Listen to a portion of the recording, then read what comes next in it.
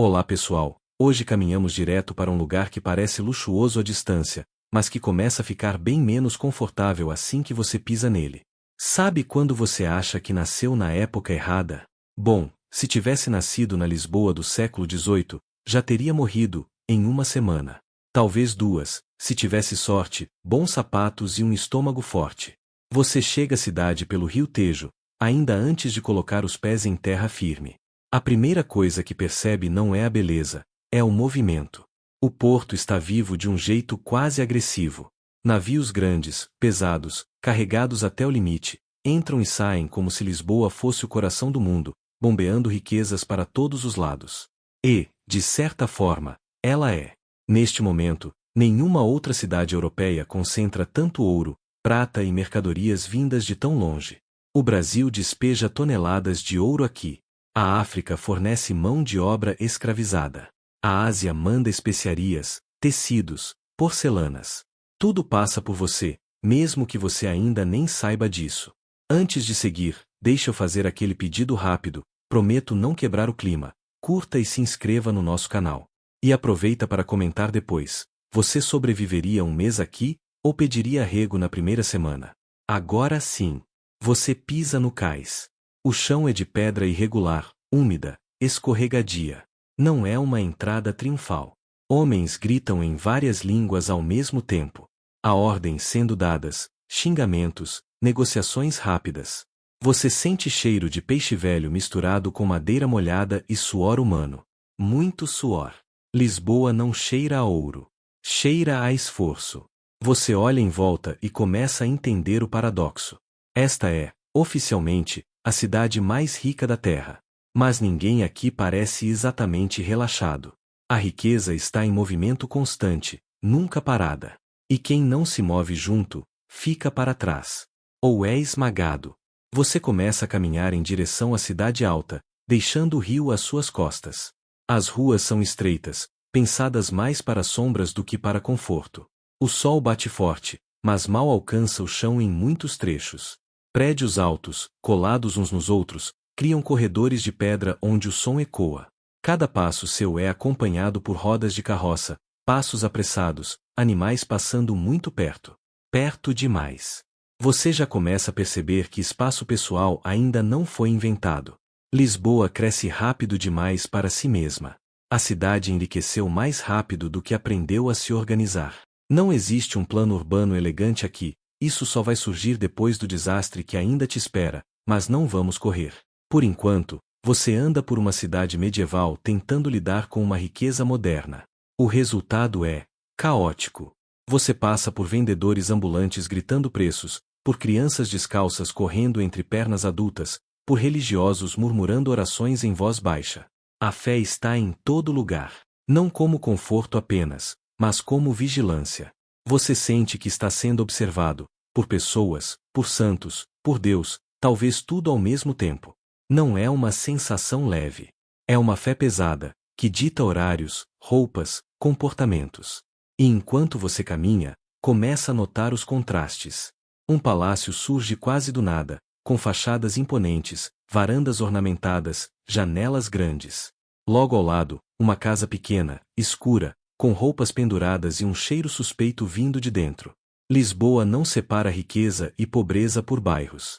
Ela empilha tudo, camada sobre camada, como se dissesse, acostume-se.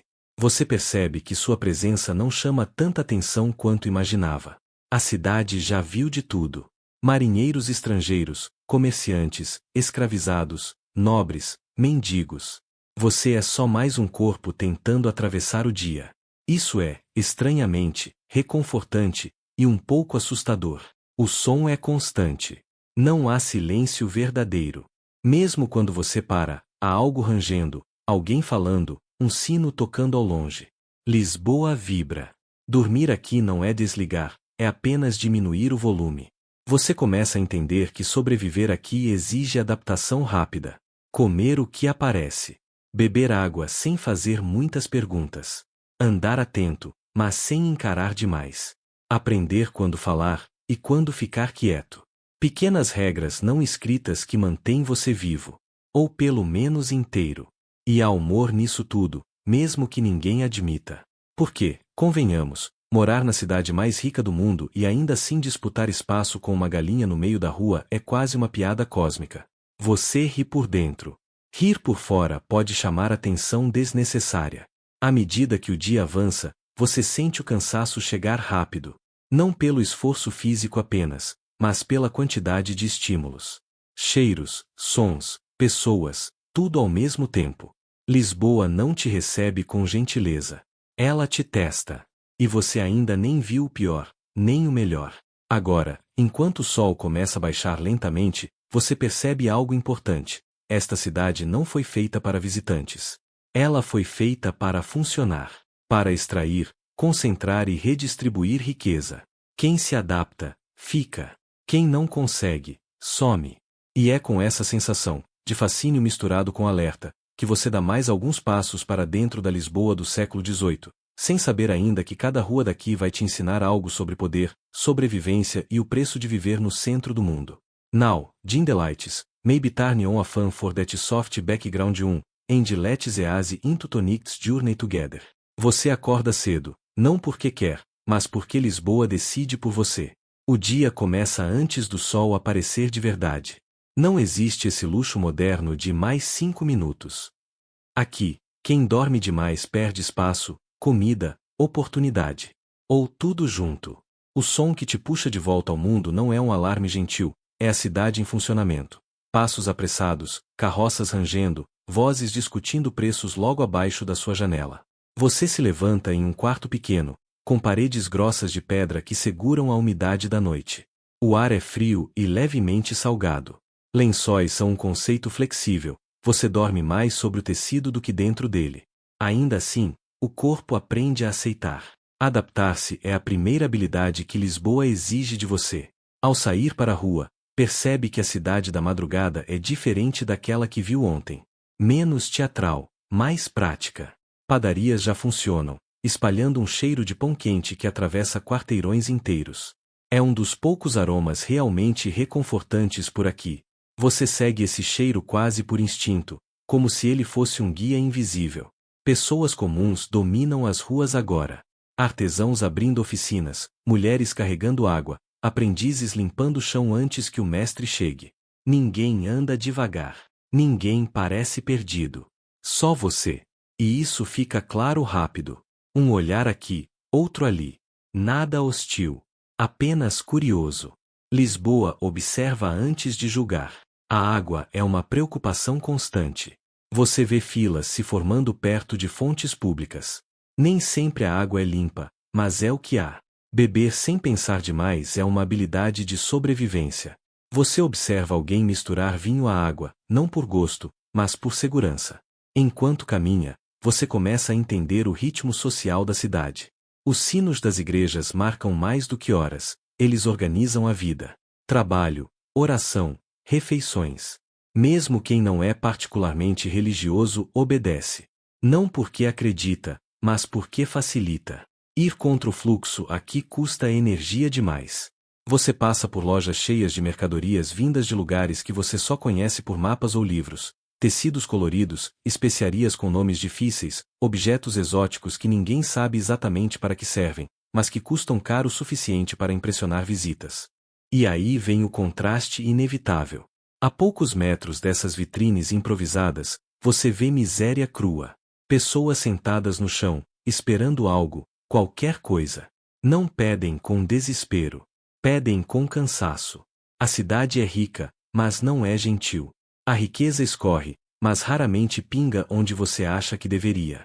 Você começa a perceber que status aqui é visível, mas não garantido. Roupas importam. Sapatos importam. A forma como você anda, como fala, como evita contato visual excessivo. Tudo comunica algo. Mesmo sem querer, você está participando de um jogo social complexo, cheio de regras não ditas. Há humor nisso também. Um tipo seco, quase involuntário. Você vê um homem elegante desviando de um porco no meio da rua como se fosse parte da rotina. Porque é. Lisboa não tenta parecer civilizada. Ela é funcional. Se algo funciona, fica. Se não, é ignorado até virar problema sério. O sol agora ilumina melhor os prédios, revelando fachadas coloridas, azulejos simples, varandas cheias de vida. Roupa pendurada, plantas improvisadas, pessoas conversando de janela a janela. A cidade se move verticalmente também. Olhar para cima é tão importante quanto olhar para frente. E enquanto você segue, sente algo curioso. Apesar do caos, há uma ordem silenciosa sustentando tudo. Um equilíbrio frágil, mas real. Lisboa pode parecer à beira do colapso, mas ainda está de pé. Rica, orgulhosa, exausta. Você respira fundo, ajusta o passo e continua andando. Porque aqui, parar tempo demais é a forma mais rápida de desaparecer. Você desce em direção ao porto, e Lisboa muda de cheiro antes mesmo de mudar de paisagem.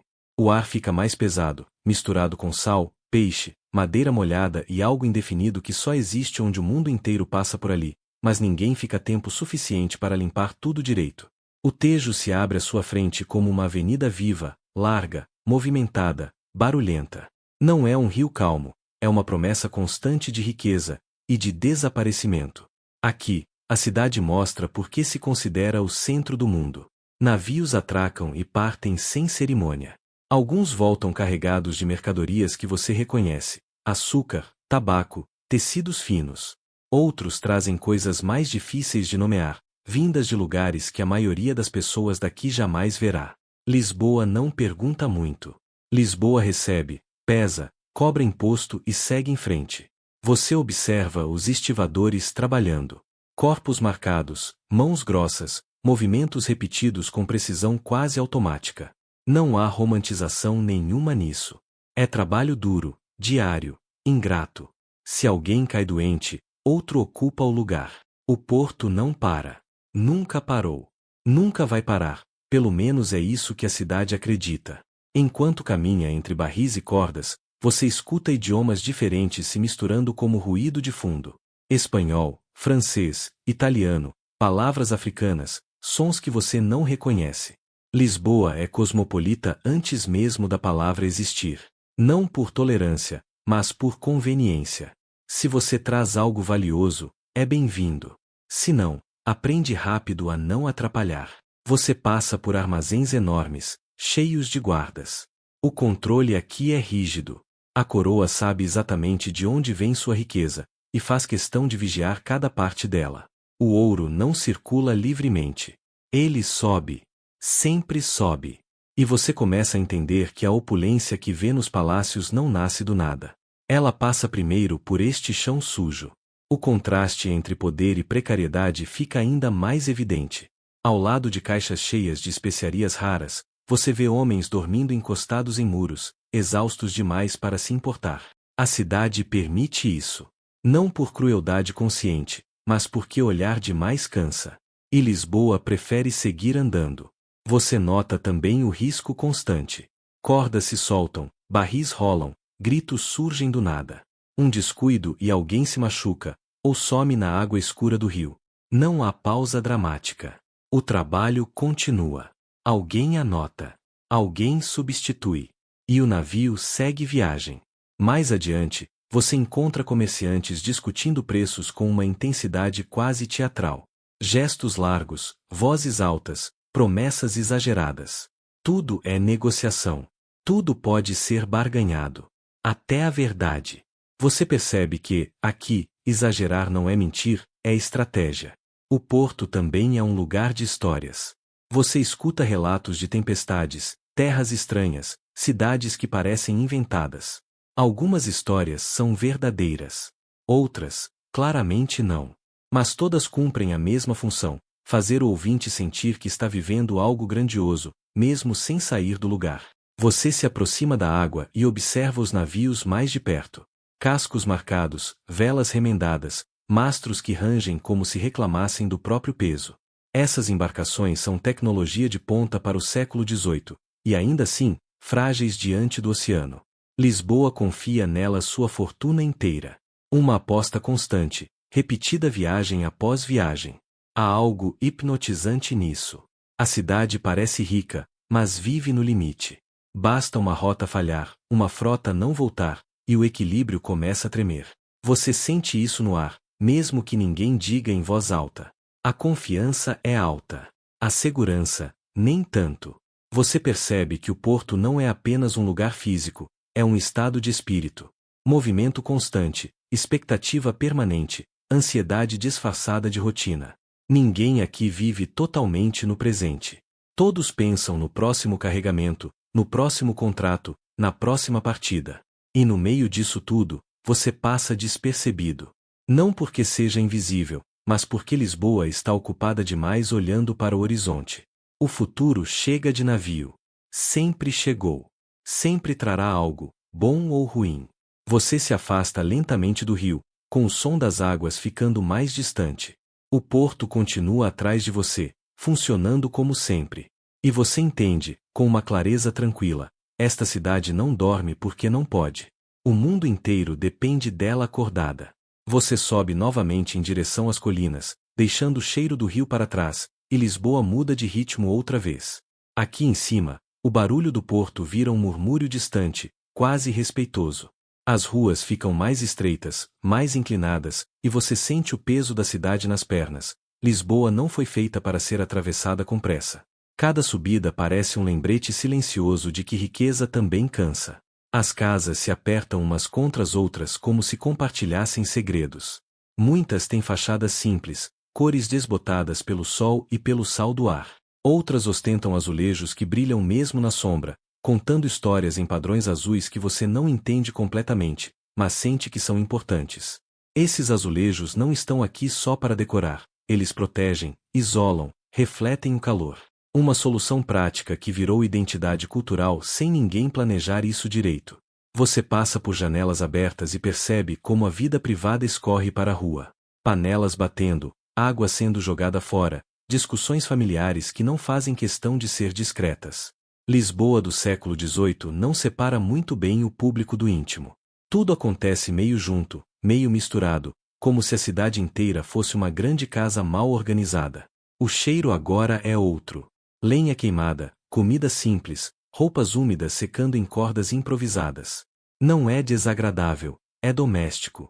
Você sente que aqui vivem pessoas que sustentam a grandiosidade da cidade sem nunca tocá-la de verdade. Artesãos, pequenos comerciantes, aprendizes, gente que acorda cedo demais e dorme tarde demais para manter tudo funcionando. Você entra em uma rua onde oficinas se alinham lado a lado. O som muda completamente. Martelos, serras, rodas girando, vozes coordenando tarefas. Cada ofício tem seu ritmo próprio, quase musical. Sapateiros, ferreiros, marceneiros, todos trabalhando em espaços apertados, iluminados por janelas pequenas ou velas teimosas. A ideia de silêncio aqui é puramente teórica. Você observa um artesão trabalhando com cuidado quase obsessivo em algo que levará dias para ficar pronto. E provavelmente será vendido por um valor que mal cobre o esforço. Ainda assim, ele trabalha com precisão, não por orgulho abstrato, mas porque errar custa caro. Material é dinheiro. Tempo é dinheiro. Tudo é dinheiro, mesmo quando ninguém gosta de admitir isso. Enquanto caminha, você nota a presença constante da religião. Pequenos altares nas esquinas, imagens de santos protegendo portas, cruzes discretas nas fachadas.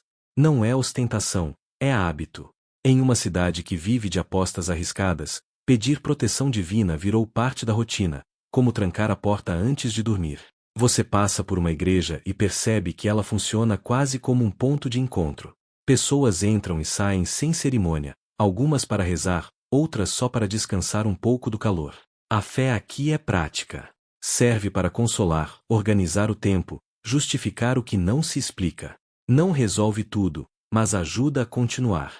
Mais acima, você encontra pequenas tavernas. Portas baixas, mesas gastas, bancos desconfortáveis. É aqui que o dia termina para muita gente. O vinho é simples, às vezes duvidoso, mas cumpre sua função. Conversas se sobrepõem, histórias se repetem, reclamações surgem com a mesma naturalidade que o riso. Lisboa também se sustenta nesse cansaço compartilhado. Você percebe como a desigualdade não é escondida, ela é normalizada. Todo mundo sabe quem manda, quem obedece, quem nunca vai subir mais do que isso. E ainda assim, a cidade funciona. Não porque seja justa, mas porque se acostumou a esse desequilíbrio como parte da paisagem. As ruas ficam ainda mais íngremes, e você sente o vento mudar. Aqui em cima, o ar é um pouco mais fresco, e a vista começa a se abrir. Você para por um momento e olha para baixo. O porto parece distante agora, quase irreal. A riqueza entra por lá, mas raramente sobe até aqui. Você entende que Lisboa é feita de camadas. Cada uma vivendo uma realidade diferente, todas coexistindo sem realmente se misturar. E você está atravessando essas camadas como um observador silencioso, percebendo que sobreviver aqui exige adaptação constante. Quando você retoma o passo, a cidade segue com você. Não te apressa. Não te acolhe. Apenas permite que você continue andando, como tantos antes de você fizeram, tentando encontrar um lugar onde o peso da colina fique um pouco mais leve. Você continua andando, e a cidade começa a mudar de humor mais uma vez. As ruas, antes cheias de vozes e ferramentas, ficam curiosamente mais silenciosas. Não é um silêncio vazio, é controlado, medido. Aqui, cada passo parece observado, mesmo quando não há ninguém olhando diretamente para você. Lisboa também sabe ficar contida quando quer. As casas ficam maiores, mais espaçadas. Os muros são altos, as portas sólidas, e as janelas têm grades trabalhadas que parecem mais decorativas do que necessárias. É o tipo de arquitetura que não grita riqueza, mas também não tenta escondê-la. Você sente imediatamente que entrou em um bairro onde o dinheiro não passa correndo, ele mora.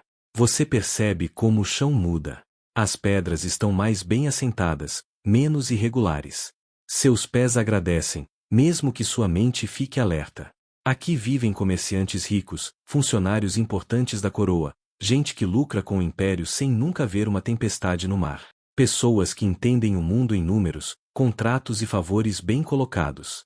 Você passa por um portão aberto e vê um pátio interno. Uma fonte simples borbulha no centro, e plantas bem cuidadas quebram o calor do dia. Água corrente em Lisboa não é apenas conforto, é status. Em uma cidade onde a maioria carrega baldes escada acima, poder ouvir uma fonte em casa é quase um luxo obsceno. O cheiro também muda. Menos fumaça, menos suor. Mais ervas, comida temperada com cuidado, tecidos limpos. Não é que tudo seja perfeito, mas há um esforço constante para parecer organizado. Aqui, a aparência é uma extensão do poder. Parecer próspero é quase tão importante quanto ser. Você cruza com pessoas vestidas de forma mais refinada. Tecidos importados, cores que não desbotam facilmente, cortes que exigem alfaiates experientes. Elas andam devagar, não por preguiça, mas porque podem. A pressa é coisa de quem depende do tempo. Quem manda, dita o ritmo. Algumas carruagens passam, levantando pouco barulho. As rodas são bem cuidadas, os cavalos alimentados corretamente. Você nota como até os animais parecem viver melhor nesta parte da cidade. É difícil não perceber a diferença, e ainda mais difícil fingir que ela não existe. Você entra em uma rua onde pequenas lojas exibem produtos caros atrás de vitrines discretas. Joias, objetos vindos de longe, livros encadernados com cuidado. Livros, aqui, não são apenas leitura. São símbolos. Ter tempo para ler, espaço para guardar, dinheiro para comprar, tudo isso diz algo sobre quem você é. Ao passar por uma janela aberta, você escuta uma conversa baixa sobre impostos, rotas comerciais, decisões tomadas longe dali, mas que afetam milhares de pessoas. O poder em Lisboa nem sempre usa coroa ou espada. Às vezes, ele se manifesta em frases ditas com calma, enquanto se bebe algo importado. Você percebe também a presença constante da administração. Funcionários, escrivães, mensageiros. Gente que vive de registrar, calcular, carimbar. O Império Português do século XVIII é burocrático até o osso, e Lisboa é seu cérebro cansado, mas eficiente. Tudo passa por aqui, nem que seja em forma de papel. Mesmo assim, há tensão no ar. A cidade é rica, mas sabe que essa riqueza é frágil. Dependente do mar, do comércio, da política europeia, de decisões tomadas muito longe do Tejo. Você sente que por trás das fachadas sólidas existe uma ansiedade constante, uma consciência silenciosa de que tudo isso pode mudar rápido demais. Você sobe mais um pouco e para novamente. Daqui, a vista é ampla. Telhados, igrejas, torres, o rio ao fundo refletindo a luz. Lisboa parece eterna quando vista assim. Intocável. Mas você já caminhou o suficiente para saber que essa sensação é uma ilusão bem construída. Você segue em frente, entendendo que a cidade mais rica da Terra não é feita apenas de ouro e especiarias, mas de contrastes cuidadosamente empilhados. E quanto mais alto você sobe, mais claro fica que nem todos estão convidados a desfrutar dessa vista por muito tempo. Você desce novamente, e Lisboa parece respirar de outro jeito. A altitude muda, o vento traz cheiros mais úmidos, e o som do rio começa a dominar tudo. O Tejo não é apenas paisagem, ele é a razão de tudo estar aqui. Cada rua, cada riqueza, cada medo escondido nos bairros altos nasce dessa água larga e paciente que se estende à sua frente. Você caminha em direção ao porto, e a cidade volta a ficar barulhenta, mas agora de um jeito diferente. Não é o som das oficinas nem o murmúrio controlado dos bairros ricos. Aqui, o ruído é global. Línguas diferentes se misturam, gestos exagerados tentam atravessar barreiras culturais, e o cheiro de peixe, sal e madeira molhada gruda em você como se quisesse carona para casa. Navios enormes estão ancorados, alguns recém-chegados, outros prestes a partir. Cascos escurecidos pelo tempo, velas remendadas. Você percebe que cada navio é uma aposta flutuante. Alguns voltam cheios de mercadorias valiosas. Outros simplesmente não voltam. E todo mundo aqui sabe disso. Homens carregam caixas pesadas com movimentos automáticos, corpos treinados para obedecer antes mesmo do pensamento. Você nota cicatrizes, mãos deformadas, olhares cansados. O Império Português parece grandioso nos mapas, mas no porto ele tem cheiro de suor velho e costas doloridas. É aqui que a glória começa, e onde ela cobra o preço mais alto. Você passa por armazéns abarrotados de mercadorias, açúcar, tabaco, tecidos, especiarias. Produtos que mudam vidas do outro lado do oceano, mas que aqui são apenas mais uma carga a ser registrada, taxada e empilhada. Lisboa enriquece não apenas com o que vende, mas com o simples fato de controlar a passagem dessas coisas pelo mundo. O som de um sino ecoa, marcando horários que não seguem o relógio do corpo humano, mas o ritmo das marés. Tudo aqui depende da água subir e descer no momento certo.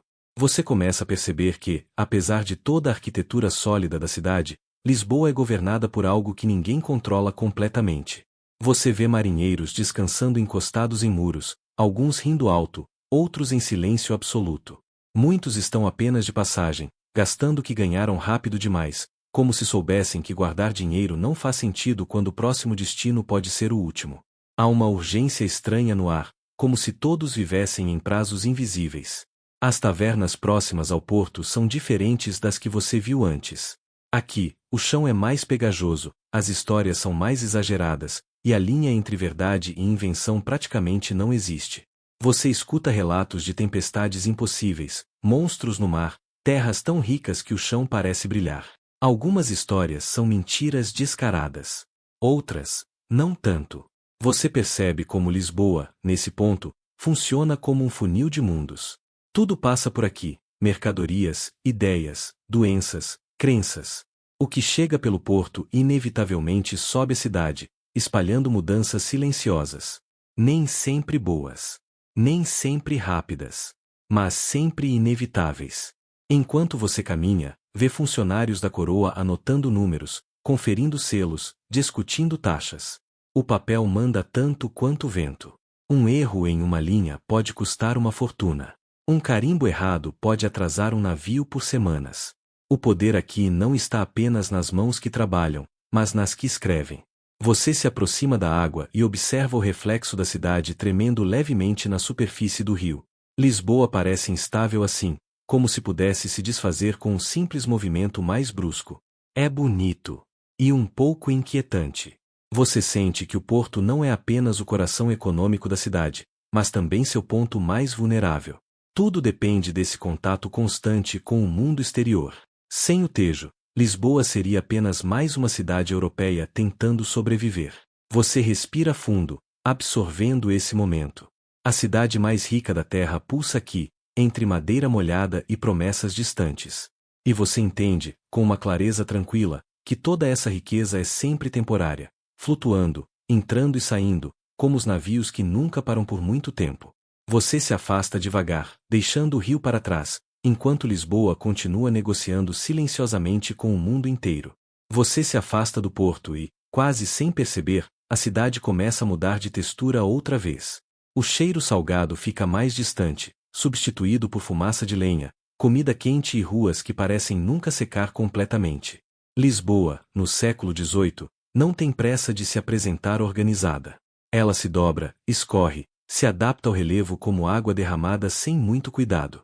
Você entra em bairros mais densos, onde as casas se apoiam umas nas outras como velhos cansados. Aqui vivem artesãos, aprendizes, viúvas, crianças que já trabalham e adultos que parecem envelhecidos cedo demais. O luxo que você sentiu nos palácios e nos salões altos não chega inteiro até aqui. Chega em sobras. Em ecos. Você caminha por ruas estreitas onde a luz do sol entra em fatias finas, e o dia parece sempre um pouco mais curto. Roupas penduradas cruzam o caminho como bandeiras improvisadas. Você precisa desviar de baldes, animais soltos e pessoas que ocupam a rua como extensão da própria casa. Não existe muita separação entre o público e o privado. Tudo é compartilhado, inclusive o desconforto. O som aqui é constante. Martelos batendo metal, serras cortando madeira, vozes discutindo preços, crianças correndo sem rumo claro. Você percebe que Lisboa funciona porque essas pessoas não param. O império depende menos dos nobres do que gostaria de admitir e muito mais dessas mãos anônimas que repetem gestos todos os dias. Você passa por oficinas pequenas, quase escondidas, onde sapateiros, alfaiates e ferreiros trabalham em espaços apertados. O calor é intenso, mesmo quando o clima ajuda. O corpo aqui é ferramenta, e você começa a entender por que tanta gente envelhece rápido. Não há muito espaço para descanso prolongado quando a sobrevivência depende do próximo cliente. O cheiro muda de rua para rua. Em uma esquina, pão recém-assado. Na outra, restos de comida fermentando em recipientes improvisados. Lisboa ainda não conhece sistemas eficientes de limpeza urbana, e você precisa prestar atenção onde pisa. O romantismo histórico perde um pouco do brilho quando você percebe que a cidade também é feita de descuido acumulado. Você observa mulheres carregando cestos pesados com naturalidade impressionante. Muitas trabalham tanto quanto os homens, mas raramente recebem o mesmo reconhecimento. Elas vendem, negociam, cuidam da casa, das crianças e, quando necessário, assumem o negócio inteiro se algo dá errado. A cidade rica também é sustentada por essa força silenciosa. Em uma pequena praça, você vê gente reunida em volta de um contador de histórias. Não é entretenimento sofisticado, mas funciona. As pessoas riem, comentam, se distraem por alguns minutos antes de voltar para a rotina dura. Você percebe que, mesmo em uma cidade riquíssima, o lazer popular é simples, barato e essencial. Você cruza com soldados patrulhando, não exatamente ameaçadores, mas presentes o suficiente para lembrar que a ordem precisa ser mantida. Lisboa cresce rápido, e manter tudo sob controle é um desafio constante. Onde há muita gente e muito dinheiro circulando, há também tensão, pequenos crimes e conflitos silenciosos. Você sente que esses bairros são o verdadeiro termômetro da cidade. Aqui, qualquer mudança econômica é sentida primeiro. Se um navio atrasa, se um imposto aumenta, se uma rota comercial falha, é nessa parte de Lisboa que o impacto aparece antes de subir para os salões luxuosos. Ao caminhar mais fundo, você percebe como a cidade vive em camadas invisíveis. Os ricos quase nunca descem até aqui sem motivo. E quem mora aqui raramente sobe aos palácios sem convite ou obrigação. Ainda assim, todos compartilham o mesmo espaço urbano, respiram o mesmo ar pesado e dependem das mesmas estruturas frágeis. Você desacelera o passo. Há algo estranhamente reconfortante nesse caos organizado. Lisboa não é apenas a cidade mais rica da Terra. Ela é uma cidade cheia de gente tentando fazer a própria vida funcionar, um dia de cada vez. E enquanto você continua andando, sente que entender Lisboa passa menos pelos números e mais por essas ruas vivas, apertadas e cheias de humanidade. Você começa a subir. Em Lisboa, subir nunca é apenas um detalhe geográfico, é uma mudança de mundo. As ruas se inclinam, o fôlego encurta um pouco, e o corpo sente que a cidade foi construída sem qualquer preocupação com o conforto futuro. Cada ladeira parece testar sua decisão de existir ali naquele século. À medida que você sobe, o ar muda. Não fica exatamente limpo, mas menos denso. O cheiro de peixe e de ruas úmidas vai ficando para trás, substituído por vento, pedra aquecida pelo sol e pelo aroma distante de jardins murados. Aqui vivem comerciantes bem-sucedidos, funcionários do Estado, membros do clero e gente que conseguiu, de alguma forma, escapar do aperto das zonas mais baixas. As casas ganham altura. Janelas maiores, fachadas trabalhadas, azulejos que não estão ali só por necessidade, mas por estética. Você percebe que Lisboa começa a exibir sua riqueza de forma mais consciente. Não é ostentação escancarada, mas uma elegância segura, quase silenciosa, como quem não precisa provar nada. Você passa por conventos e igrejas que dominam o horizonte. O sino marca o tempo da cidade mais do que qualquer relógio pessoal. A fé aqui não é apenas espiritual, é administrativa, social e política. A igreja organiza o cotidiano, influencia decisões e oferece uma sensação de ordem em uma cidade que, honestamente, vive no limite do caos. Dentro desses muros religiosos, você imagina uma rotina muito diferente da sua caminhada. Silêncio, horários rígidos, refeições simples, leituras repetidas. Para alguns, isso é prisão. Para outros, refúgio. Em uma cidade rica e barulhenta, o silêncio vira luxo. Você nota estudantes circulando com livros debaixo do braço. Lisboa do século XVIII começa a se enxergar como um centro intelectual, ainda que com cuidado. O conhecimento cresce, mas sempre vigiado. Ideias novas são bem-vindas, até certo ponto. Pensar demais ainda pode ser perigoso, especialmente se suas conclusões não agradarem quem manda. A vista se abre em determinados pontos, e você para sem perceber. O rio lá embaixo parece mais calmo visto de cima, quase inofensivo. Os navios viram miniaturas. A riqueza da cidade se transforma em uma paisagem organizada, fácil de admirar quando não se está carregando caixas, limpando ruas ou negociando centavos. Você percebe como a altitude cria distância emocional. Quem vive aqui vê a cidade de outra forma. Problemas parecem menores, ruídos mais distantes. A pobreza existe, claro, mas não bate a porta com tanta frequência. É mais fácil falar de ordem, progresso e fé quando o chão não está sempre molhado. Ainda assim, nem tudo é tranquilidade. Você sente a tensão invisível entre tradição e mudança. Lisboa está rica, poderosa, mas também vulnerável. Dependente demais do comércio, do mar, da estabilidade que ninguém consegue garantir por muito tempo. Há uma sensação estranha de equilíbrio temporário, como se tudo estivesse muito bem, por enquanto. Você continua subindo, sentindo o corpo cansar, mas a mente desacelerar. Essas colinas não são apenas geográficas. Elas representam o esforço de se afastar do caos sem nunca conseguir escapar completamente dele. E enquanto a cidade se estende abaixo de você, silenciosa por um instante raro, fica claro que Lisboa não é feita para ser entendida de uma vez. Ela exige caminhada, fôlego e tempo. Você desce um pouco agora, porque em Lisboa nada é linear. As colinas sobem e descem como se a cidade estivesse respirando lentamente, e você apenas acompanha esse ritmo antigo. O caminho te leva a bairros onde a vida doméstica aparece com mais clareza, menos cerimônia, mais rotina. As ruas ficam mais estreitas outra vez. Roupas penduradas entre janelas balançam com o vento, criando sombras que se movem sobre a pedra. Aqui, a riqueza da cidade não se mostra em ouro nem em azulejos caros, mas em sobrevivência organizada.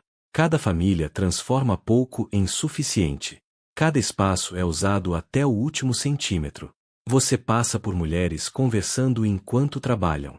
Mãos ocupadas, vozes firmes, comentários rápidos sobre vizinhos, preços, doenças recentes e pequenos escândalos locais.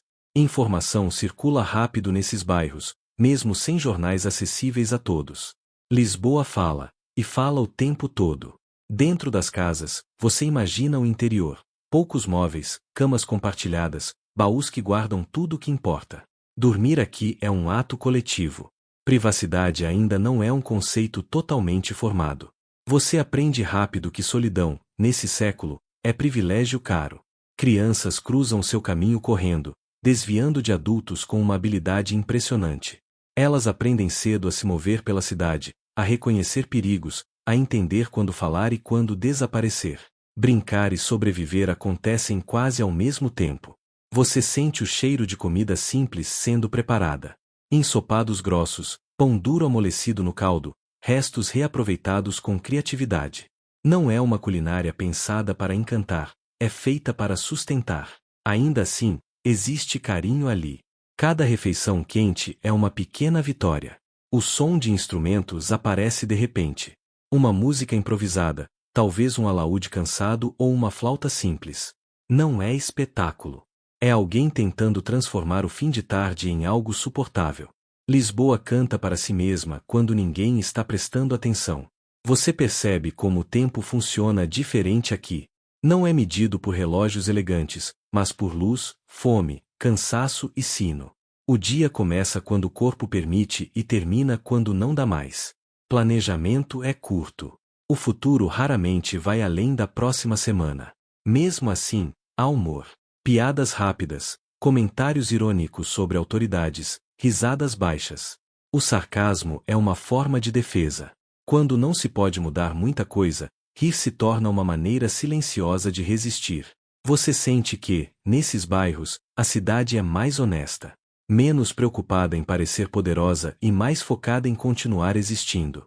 Aqui, Lisboa não impressiona, ela insiste.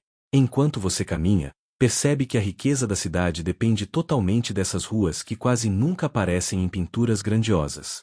Sem elas, os palácios não funcionam, os navios não partem, a cidade simplesmente para. Você segue em frente, sentindo o ritmo diminuir. O dia começa a se inclinar para o descanso, e Lisboa, cansada, parece aceitar isso sem pressa. Se quisesse aproveitar cada segundo de luz antes de se recolher, você sente a mudança no ar. As ruas ficam menos agitadas, mas não exatamente silenciosas. É um tipo diferente de movimento, mais lento, mais cuidadoso, quase doméstico. As lojas começam a fechar. Portas de madeira rangem, trancas são testadas 2 vezes, e pequenos altares improvisados ao lado das entradas recebem uma vela acesa ou uma imagem de santo. Proteção nunca é demais. A noite, no século XVIII, ainda guarda perigos bem concretos. Você percebe como a iluminação pública é escassa. Alguns lampiões aqui e ali, mantidos mais por obrigação do que por eficiência. A maior parte da cidade depende da lua, das estrelas e da memória dos caminhos. Quem conhece Lisboa à noite não olha placas, segue cheiros, inclinações do chão, sons familiares. Você cruza com pessoas voltando do trabalho. Corpos cansados, passos automáticos. O dia foi longo, como quase todos são.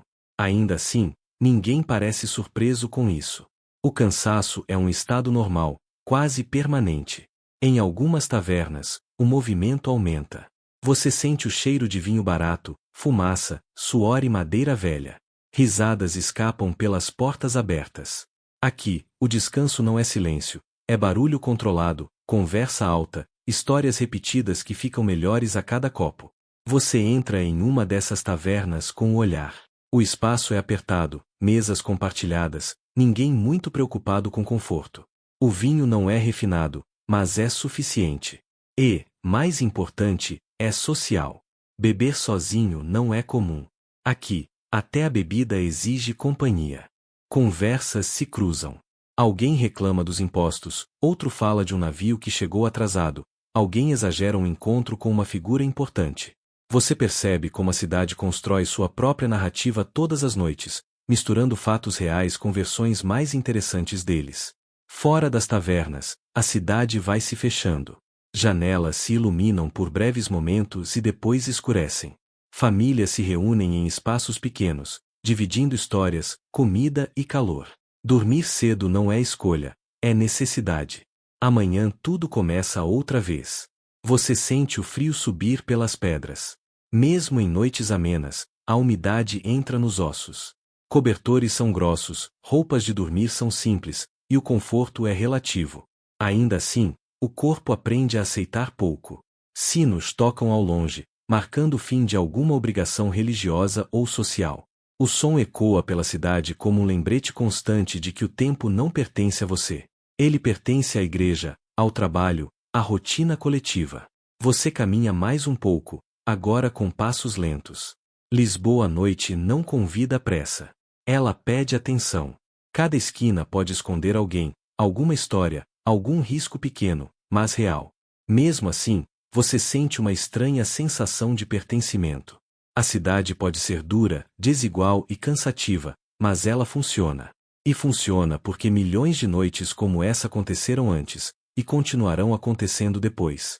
A noite se aprofunda, e você segue junto com ela, sem lutar contra o ritmo, apenas acompanhando. A madrugada chega sem anúncio formal. Você percebe que ela começou quando o silêncio muda de textura. Não é a ausência de som, é a redução dele ao essencial. Um passo distante. Um cão latindo em algum ponto alto da cidade. O render lento de uma carroça atrasada demais para ser comum. Lisboa, nesse horário, pertence a poucos. Você caminha por ruas que durante o dia estavam lotadas e agora parecem maiores, quase largas demais. A cidade revela suas proporções reais quando não está cheia de gente tentando sobreviver ao mesmo tempo. Você sente o cheiro do Tejo antes de vê-lo. À noite, o rio domina o ar. Um misto de sal, madeira molhada, algas e resíduos humanos. Não é agradável, mas é honesto. O rio sustenta a cidade e cobra seu preço sem cerimônia. Perto do porto, a atividade nunca para completamente. Mesmo de madrugada, há marinheiros dormindo encostados em fardos, vigias entediados, homens que não pertencem exatamente a lugar nenhum. Lisboa sempre foi uma cidade de passagem, e isso fica mais claro quando o resto dorme. Você observa os navios ancorados, suas silhuetas recortadas contra o céu escuro. Alguns vieram do Brasil, outros da África, outros de lugares que você só conhece por nomes difíceis de pronunciar. Ouro, açúcar, especiarias, madeira. Riqueza circulando, mas não para todos. É impossível não notar o contraste. Enquanto alguns poucos dormem cercados de conforto, outros passam a noite ao relento, embrulhados em capas gastas, confiando mais na sorte do que em qualquer proteção real. A cidade mais rica da Terra também é, ao mesmo tempo, uma das mais desiguais. Você sente o peso disso enquanto caminha. Não como culpa, mas como presença constante. Lisboa não tenta esconder suas contradições. Elas estão ali, visíveis até no escuro. Em certos bairros, a madrugada é perigosa. Não por monstros imaginários, mas por gente real, faminta, bêbada ou desesperada. Você percebe como o corpo fica mais atento, como seus passos se tornam mais cuidadosos. Aqui, sobreviver é também saber quando não chamar atenção. Ainda assim, a beleza. Você passa por uma igreja iluminada por poucas velas internas. A luz escapa pelas frestas, criando sombras longas no chão de pedra. Mesmo vazia, a igreja parece ocupada por séculos de orações acumuladas. O ar é mais frio ali, mas também mais calmo. Você se dá conta de como a religião molda até o horário do sono. Missas ao amanhecer, orações noturnas, sinos que cortam a madrugada. O tempo espiritual corre paralelo ao tempo humano, e ninguém ignora completamente nenhum dos dois. Em uma janela aberta, você vê alguém acordado, escrevendo à luz de uma lamparina. Talvez um comerciante fazendo contas. Talvez um estudante. Talvez alguém que simplesmente não consegue dormir. A cidade nunca dorme inteira, apenas em turnos. Você segue andando, agora mais devagar. O corpo pede descanso, e você entende por quê. No século XVIII, dormir não é luxo, mas também não é garantido. Camas são simples, colchões finos, barulhos constantes. Ainda assim, o sono chega porque precisa chegar. Você encontra um ponto mais alto e observa Lisboa de cima. Mesmo no escuro, ela se espalha em camadas. Telhados, torres, becos, escadarias. Uma cidade construída para cima, para os lados, para onde desce. Improvisada, mas resistente. O vento sopra mais forte aqui. Ele carrega cheiros, sons distantes e uma sensação estranha de continuidade. Você percebe que a cidade já passou por terremotos, incêndios, crises, guerras. E ainda está ali. Não intacta, mas viva. Você respira fundo. A madrugada começa a clarear quase imperceptivelmente. Não é manhã ainda, é apenas a promessa dela. Um azul muito escuro substituindo o preto do céu. Você sabe que, em breve, tudo recomeça. Os sinos, os passos, o comércio, o barulho.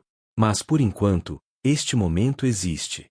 Um intervalo raro em que Lisboa parece suspensa entre o que foi ontem e o que será hoje. Você permanece ali mais um pouco, deixando a cidade respirar junto com você, antes de seguir adiante. O primeiro sinal da manhã não é a luz. É o som. Um rangido distante de portas sendo abertas. Passos apressados que não existiam minutos atrás. Lisboa acorda antes do sol, como se tivesse medo de perder alguma coisa. Você desce novamente em direção às ruas mais baixas, sentindo o ar mudar. A madrugada fria começa a ceder espaço para um frescor úmido, quase pegajoso. O cheiro do rio ainda está ali, mas agora misturado com fumaça de fogões sendo acesos. Alguém começa a ferver água. Outro corta pão duro demais para chamar de fresco. A cidade se espreguiça sem delicadeza. Você passa por mulheres varrendo a frente das casas. Não é limpeza no sentido moderno, é mais um gesto simbólico, um empurrar da sujeira visível para fora, mesmo sabendo que ela vai voltar. A poeira nunca vai embora completamente. Lisboa convive com ela como convive com o mar, aceitando. Os primeiros vendedores surgem como se nunca tivessem dormido. Cestos de peixe ainda pingando água salgada. Frutas trazidas durante a noite de regiões próximas. Você percebe como o tempo aqui é organizado pela necessidade, não pelo conforto. Quem espera demais simplesmente perde. O sol finalmente aparece, mas não de forma grandiosa. Ele se infiltra entre telhados tortos, ilumina fachadas descascadas, revela rachaduras que a noite escondia. A luz da manhã não embeleza Lisboa, ela a expõe. E a cidade não se importa. Você cruza com trabalhadores indo para os armazéns, para as docas, para oficinas abafadas. Ombros curvados, passos firmes. Não há conversa desnecessária. Falar gasta energia, e energia é algo que se aprende a economizar. Os sinos começam a tocar, não como um chamado espiritual profundo, mas como um marcador de tempo. Eles dizem, o dia começou, gostando você ou não.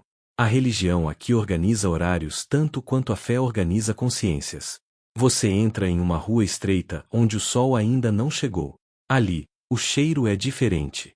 Mais humano. Madeira úmida, restos da noite, urina seca nas pedras. Nada é escondido. Lisboa não foi feita para parecer limpa, foi feita para funcionar. Mesmo assim, você percebe pequenos cuidados. Um vaso com ervas numa janela. Um pano limpo cobrindo o pão. Uma criança sendo penteada com pressa, mas com atenção. A vida aqui é dura, mas não desprovida de afeto. Você se lembra de como essa cidade se tornou tão rica. Navios carregados de ouro brasileiro, açúcar, tabaco. Mas, caminhando entre essas pessoas, fica claro que a riqueza passa rápido demais para a maioria. Ela entra, sobe colinas, atravessa palácios, e desaparece. Ainda assim, há orgulho. Lisboa sabe quem ela é. Uma capital que olha para o oceano como quem olha para um espelho antigo, cheia de cicatrizes, mas consciente da própria importância. Você passa por uma escola pequena. Não é comum, mas existe. Crianças aprendem a ler, escrever, contar. Educação aqui não é um direito universal, é uma aposta. Para alguns poucos, ela representa fuga. Para outros, apenas uma melhora mínima nas chances. O dia ganha velocidade rapidamente. O barulho cresce, as ruas se enchem, o espaço pessoal encolhe. Você sente isso no corpo. O século XVIII não oferece pausas longas. O ritmo é imposto de fora para dentro. Você percebe como Lisboa funciona quase como um organismo. Cada pessoa é uma célula fazendo algo específico, repetitivo, essencial. Se muitas falham, a cidade adoece. Se resistem, ela segue em frente. E você segue junto, agora completamente envolvido pelo movimento, sabendo que amanhã já não é promessa, é realidade em pleno funcionamento. O meio do dia chega sem cerimônia. Não há anúncio formal, nem mudança clara no céu. Você percebe que é tarde porque o corpo começa a reclamar, porque o cheiro de comida quente se espalha pelas ruas, porque o ritmo desacelera só o suficiente para que as pessoas respirem, por alguns minutos. Você passa por tavernas de portas abertas, mesmo antes do horário que faria sentido para você. Dentro, o ar é mais escuro, mais denso. Panelas borbulham com algo que nunca é explicado completamente. Caldos grossos, pão mergulhado em gordura, peixe reaproveitado do dia anterior. Comer aqui não é prazer gastronômico. É manutenção. Você observa homens encostados em paredes, comendo em silêncio. Alguns bebem vinho diluído em água, não por moderação, mas porque é mais seguro do que a água sozinha. Isso não é paranoia medieval, é experiência acumulada. A cidade aprendeu, ao longo de gerações, o que pode ou não te matar devagar. Você sente o peso do calor agora. Lisboa no século XVIII não foi pensada para conforto térmico. As ruas estreitas seguram o ar, os prédios absorvem o sol, e o vento do Tejo nem sempre alcança onde você está. O suor vira parte da roupa. No alto da cidade, longe dali o almoço é outra coisa. Pratos mais elaborados, talheres de prata, conversas longas. Você não vê isso, mas sente a distância. A desigualdade aqui não precisa ser anunciada, ela está no cardápio. Você segue andando, sentindo a lentidão momentânea do dia. Oficinas fecham por um curto intervalo. Martelos silenciam. O rangido constante da cidade diminui de volume, como se alguém tivesse girado um botão invisível. Em uma praça pequena, você vê músicos. Não são artistas no sentido moderno. São trabalhadores do som. Tocam para moedas, para comida, para manter a presença. A música não é espetáculo, é ambiente. Ela mistura-se ao barulho dos passos, das vozes, dos animais puxando carroças. Você percebe como os animais são parte inseparável da cidade. Cavalos cansados, burros pacientes, cães magros que sabem exatamente onde deitar para não atrapalhar. Lisboa funciona porque humanos e animais coexistem em um acordo silencioso. Ninguém espera demais do outro. Você cruza com um homem lendo em voz alta para um pequeno grupo. Nem todos sabem ler, mas todos sabem ouvir. Livros são caros, raros, quase objetos de status. Informação aqui circula pela fala, pela repetição, pela memória. O que é dito muitas vezes vira verdade funcional. O tempo parece dobrar sobre si mesmo. Você não tem relógio, mas começa a reconhecer padrões. Sabe quando a sombra muda de lugar, quando o sino toca novamente, quando o cheiro da comida desaparece e dá lugar ao de trabalho outra vez. O intervalo acaba tão discretamente quanto começou. Portas se fecham. Ferramentas reaparecem. O ruído retorna com força total. A cidade não permite nostalgia. O descanso foi concedido, não garantido. Você sente uma estranha normalidade nisso tudo. A vida aqui não promete felicidade, mas oferece continuidade. Se você comer, trabalhar e evitar doenças, amanhã provavelmente existirá de novo. Para o século XVIII, isso já é muito. E enquanto o sol começa a se mover lentamente em direção ao oeste, você entende que a tarde não traz alívio, traz persistência. Lisboa segue funcionando, indiferente ao seu cansaço, convidando você a fazer o mesmo. A tarde avança sem pressa, mas sem piedade. Você sente o corpo mais pesado agora, não por esforço extremo, mas por repetição. O mesmo gesto feito dezenas de vezes. O mesmo caminho percorrido mais uma vez.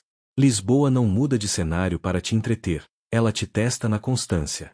O sol inclina devagar, criando sombras longas que transformam as fachadas em padrões irregulares. É o momento em que a cidade fica visualmente mais bonita, e fisicamente mais cansativa. O calor não some, só muda de lugar. Ele sobe das pedras, se acumula nas paredes, entra nos pulmões. Você percebe o retorno do comércio com força toda. Vendedores gritam preços, aprendizes correm com recados, carroças disputam espaço com pedestres que já desistiram de reclamar. Aqui, quem reclama perde tempo, e tempo é um luxo raro. Você passa por uma área próxima ao porto. O cheiro muda imediatamente. Madeira molhada, sal, peixe, suor antigo. Navios estão ancorados como gigantes cansados, alguns recém-chegados de colônias distantes. Você não vê o ouro diretamente, mas sente seus efeitos. Lisboa enriqueceu com o mundo inteiro, e pagou por isso com desigualdade, tensão e uma sensação constante de instabilidade. Marinheiros caminham com passos largos, alguns bêbados, outros exaustos demais para isso. Eles trazem histórias que você talvez nunca ouça, mas que influenciam tudo: novos produtos, novas doenças, novas ideias. A cidade absorve tudo, mesmo sem pedir permissão. Você percebe como a religião começa a reaparecer no ritmo da tarde. Sinos tocam novamente, não como ordem, mas como lembrete. Há horários para rezar, para parar, para fingir que a fé organiza o caos. Algumas pessoas entram nas igrejas. Outras apenas fazem o sinal da cruz enquanto passam. O gesto é rápido, quase automático, fé integrada à rotina. As igrejas, aliás, são ilhas de frescor e silêncio. Você entra em uma delas por curiosidade, ou por necessidade de sombra. O interior é mais escuro, o ar mais frio. O cheiro de cera e pedra antiga desacelera tudo dentro de você. Mesmo quem não acredita sente algo aqui: respeito, medo ou simplesmente alívio térmico. Ao sair, a cidade parece mais barulhenta do que antes. A tarde segue em direção ao fim, e com ela vem uma leve ansiedade coletiva. Trabalhos precisam ser concluídos antes que a luz desapareça. Não há iluminação pública confiável esperando por você. A noite não é gentil com atrasos. Você nota como as pessoas aceleram sem perceber. Passos mais rápidos. Vozes mais diretas. Menos conversa fiada. Lisboa à tarde não sonha, ela calcula. O céu começa a ganhar tons mais quentes. O Tejo reflete a luz como se estivesse em chamas suaves. É bonito, sim, mas ninguém para admirar por muito tempo. A beleza aqui é pano de fundo, não destino. Você sente fome de novo. Não aquela fome desesperada da manhã, mas um aviso gentil. Logo será hora de comer, de recolher-se, de reduzir o corpo ao espaço privado, se você tiver um. Você acorda antes da cidade, ou talvez nunca tenha dormido por completo. Lisboa, nesse horário, não está exatamente viva nem morta. Ela apenas existe em suspensão. O céu ainda é escuro, mas já não é profundo. Um azul pesado começa a substituir o preto, quase imperceptível, como se alguém estivesse testando a luz aos poucos. Você caminha devagar. Não por medo explícito, mas porque o silêncio pede isso. Cada passo ecoa mais do que deveria. A pedra sob seus pés está fria, úmida, guardando o frio da noite inteira. Aqui, o chão parece lembrar de tudo o que aconteceu sobre ele. As ruas estão vazias de propósito. Não porque ninguém mora ali, mas porque quem mora sabe que este não é um horário de circular sem motivo. Guardas noturnos ainda permanecem em alguns pontos, encostados em lanças, olhos semicerrados, mais cansados do que atentos. Eles não esperam problemas, esperam o fim do turno. Você sente o cheiro da cidade sem distrações agora. Madeira molhada, restos de comida esquecidos, fumaça antiga.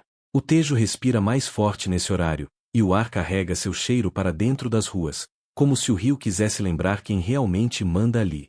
Algumas casas fazem barulho por dentro. Estalos da madeira esfriando. Um rato atravessando rápido demais para ser visto direito. Um bebê chorando em algum lugar distante, logo silenciado. A vida não para, ela apenas fala mais baixo. Você passa por uma igreja ainda fechada. As portas são grandes, sólidas, feitas para durar mais do que qualquer pessoa que passe por ali. Mesmo fechada, ela impõe respeito. O silêncio ao redor parece mais espesso, como se o som tivesse medo de entrar. Em uma janela, uma luz fraca permanece acesa. Alguém acordado por necessidade, não por escolha. Um padeiro.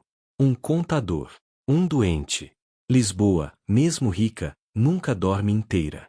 Sempre há alguém sustentando o funcionamento invisível da cidade. O frio entra por baixo da roupa. Não é agressivo, mas insistente. Você cruza os braços sem perceber. O corpo entende antes da mente que o dia ainda não começou, e talvez não esteja pronto para isso. O céu clareia um pouco mais. Muito pouco. Apenas o suficiente para revelar formas, telhados tortos, chaminés, torres. Lisboa reaparece lentamente, como uma pintura sendo revelada camada por camada. Você para por um instante. Não há nada específico para observar, mas tudo parece importante. Esse intervalo entre noite e manhã não pertence a ninguém. Não é trabalho. Não é descanso. É um espaço neutro onde a cidade respira fundo antes de se mover outra vez. E quando o primeiro sino distante anuncia que algo vai começar, você já sabe, o silêncio não acabou, ele apenas mudou de função. Quando o dia finalmente se instala por completo, você começa a notar algo que esteve presente o tempo todo, mas que agora se torna impossível de ignorar. A riqueza de Lisboa não se distribui, ela se acumula. Você caminha poucas ruas e o cenário muda. Não dramaticamente, mas o suficiente para o corpo perceber antes da mente. O cheiro do ar muda. O som muda. Até a forma como as pessoas se movem muda. É a mesma cidade, mas não é a mesma experiência. Em uma rua, fachadas cuidadas, janelas maiores, azulejos que não estão ali apenas por proteção, mas por beleza. Em outra, logo ao lado, paredes descascadas, portas tortas, tecidos cobrindo buracos onde deveria haver vidro. A transição é rápida demais para ser confortável. Você percebe que a pobreza aqui não é escondida, é normalizada. Pessoas carregam água, comida, madeira, filhos. Tudo ao mesmo tempo. Não há indignação constante. Há adaptação. O corpo aprende o que esperar e o que não esperar. Você passa por um palácio. Não entra, mas sente sua presença. Espaço amplo, silêncio organizado, cheiro de limpeza. Lá dentro, decisões são tomadas com calma. Aqui fora, decisões são tomadas por necessidade imediata. As duas realidades coexistem sem se tocar. A riqueza que chega de navio, ouro, açúcar, especiarias, sobe a cidade como a maré sobe um rio. Ela entra pelas docas, percorre caminhos específicos e desaparece em colinas e muros altos. Pouco fica para quem descarrega, empurra, limpa. Você percebe como isso molda o comportamento. Quem tem pouco não desperdiça palavras. Quem tem mais desperdiça tempo. As conversas são diferentes. As preocupações também. Mesmo assim, não há revolta constante. Há comentários baixos, ironias discretas, piadas rápidas sobre quem manda. A crítica existe, mas vive em tom menor. Sobreviver exige cuidado com o que se diz. Você cruza com crianças trabalhando cedo demais. Carregam coisas maiores do que deveriam. Aprendem cedo como a cidade funciona. Não é cruel por escolha, é funcional por repetição. Ainda assim, você vê pequenos gestos de humanidade. Alguém divide pão. Alguém oferece sombra. Alguém segura uma porta. A desigualdade não elimina o afeto, apenas o torna mais silencioso. Você entende, caminhando por Lisboa, que a cidade mais rica da Terra não mede sucesso pela vida de todos, mas pela permanência de si mesma. Enquanto os navios chegarem, enquanto o comércio funcionar, enquanto os sinos tocarem, o sistema se considera saudável. E você segue andando, consciente de que essa riqueza impressionante só existe porque milhares de pessoas vivem exatamente no limite, todos os dias, para que ela continue parecendo sólida. E enquanto a cidade se prepara silenciosamente para a transição, você entende uma coisa essencial: sobreviver aqui não depende de grandes momentos, mas de perceber quando acelerar e quando desaparecer do caminho. A noite chega sem pedir licença. Não há pôr do sol contemplativo, não há pausa dramática. A luz simplesmente enfraquece, como se alguém estivesse girando um botão invisível no céu, e você sente Lisboa encolher junto com ela. As ruas ficam mais estreitas quando escurecem. Não fisicamente, mas na sensação. O espaço que durante o dia parecia caótico agora parece vigiado. Janelas se fecham. Portas se trancam. Conversas diminuem de volume. A cidade mais rica do mundo não confia totalmente em si mesma depois que o sol vai embora. Você percebe como o som muda. Menos vozes, mais passos.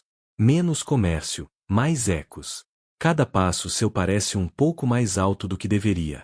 Não é medo explícito, mas um cuidado aprendido cedo. À noite, você não quer chamar atenção. Algumas casas ainda têm luz. Velas tremulam atrás de cortinas finas, projetando sombras que se movem lentamente. Lá dentro, famílias comem refeições simples.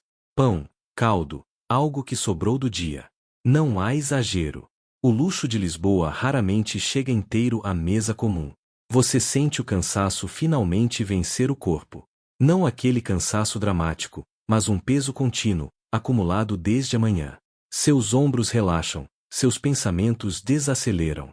É como se o corpo dissesse: já fizemos o suficiente para hoje. Os sinos tocam uma última vez. Agora não chamam, encerram. O dia terminou. O que não foi feito, ficará para amanhã. Lisboa aceita isso com uma resignação prática. Você se recolhe. Talvez seja um quarto pequeno, talvez um espaço compartilhado, talvez apenas um canto onde o corpo cabe. O silêncio nunca é completo. Há ratos, madeira estalando, passos distantes, o rio respirando ao fundo.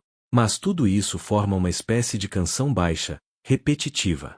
E então, sem perceber, você começa a desacelerar por dentro.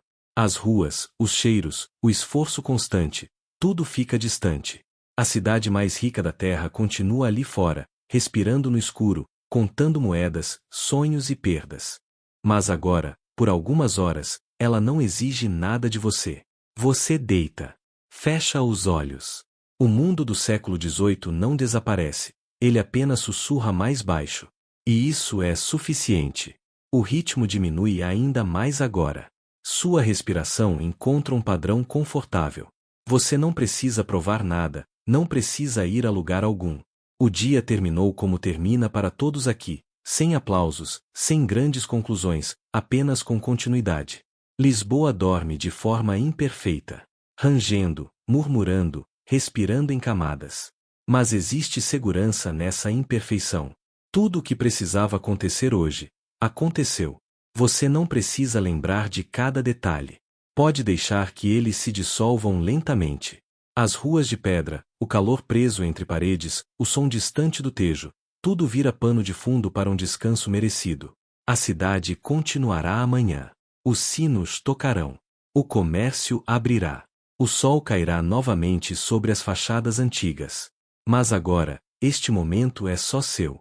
Relaxe os ombros. Solte a mandíbula. Deixe o peso do dia escorrer para longe. Você está seguro. Está quieto. Está exatamente onde precisa estar. Boa noite e bons sonhos.